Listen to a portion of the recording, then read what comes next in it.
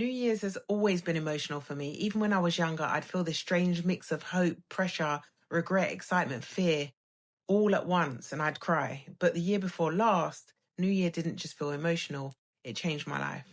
I want to share this carefully because this isn't becoming a tell all channel, but I genuinely think that this might help someone to start their New Year differently. So, I smashed a bottle over someone's head.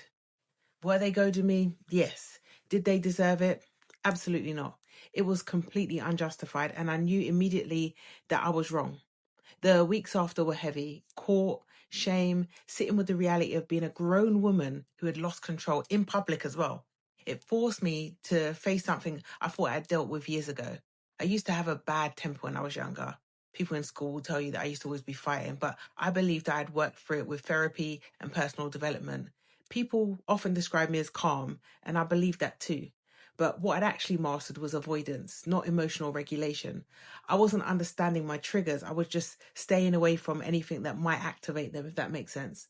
Not long after that, I went through the process of being assessed and learned that I'm neurodivergent, which made sense for so many other reasons. And that changed everything.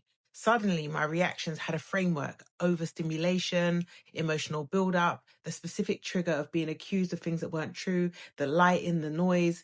None of this excuses losing control, but it gave me a map. Now I can see the warning signs. I know when to step back, when to regulate, when to remove myself from situations before I cross a line that I can't undo. So that's the first thing that I want to say to you. If you've ever wondered why you react the way you do, why certain things send you into a spiral when everyone else and everything else seems fine, don't just push through. Get answers, because it might actually change your life for real, for real. The second thing is Passover. 2 years ago, I was in Ghana on New Year's Eve, and it was a few weeks after the event, and I randomly called my little bro Jason. None of our other friends wanted to go to church, and I suddenly felt this pull, like I just needed to be there. So I called and I was like, yo, bro, you still going to church? And he said, yeah. And I asked if I could come. When we got there, the pastor was preaching and they said something that felt like it was like literally speaking to me. He said, do not perch. And I knew emotionally, spiritually, financially, romantically, in my career, I was drifting. I was waiting for things to happen instead of moving like I usually would. I heard that message, but I didn't act on it straight away. I told myself I would, but I didn't. And I went back to doing things I'd always done. So about 10 months later, everything had felt for months like it had been collapsing, right? The person I'd hit had begun contacting people in my field of work one by one, sharing videos and pictures of what had happened and closing doors for me. Well, I closed them for myself, to be honest. But we had also been back and forth in court. Was I angry with her? Absolutely not. Was I angry with myself? I was fuming. Because one thing about me is that I'm an accountable person. So I knew in every way, shape or form that this was completely my own fault. And that was making it worse because I was beating myself up. And around the same time, I got a call from my mum, and she hasn't been well for years, but her condition had started to deteriorate badly, and I knew that I had to come home to London. So when I got to London, I was then accused of something completely separate and had to go through the process of proving my innocence. I even did a lie detector test. Can you imagine? Some Jeremy Kyle. Anyway, friendships broke down. I felt lonely, unhappy, and completely detached from the career path that I'd been on. I'd even stopped believing in the venture model for Africa because the more I learned, the more I was feeling like it's a really extractive and misaligned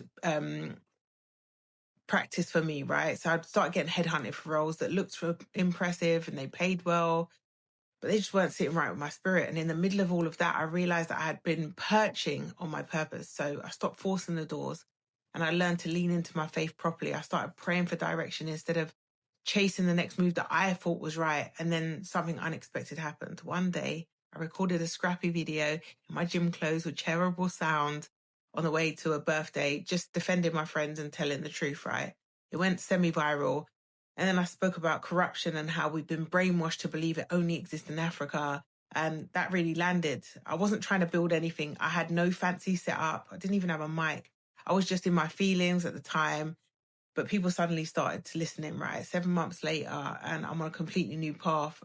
Obviously, I've always been speaking and hosting and consulting and building community, but this was different. I don't have every answer yet. I don't really know what I'm doing. I finally trust, though, that I'm being led rather than drifting.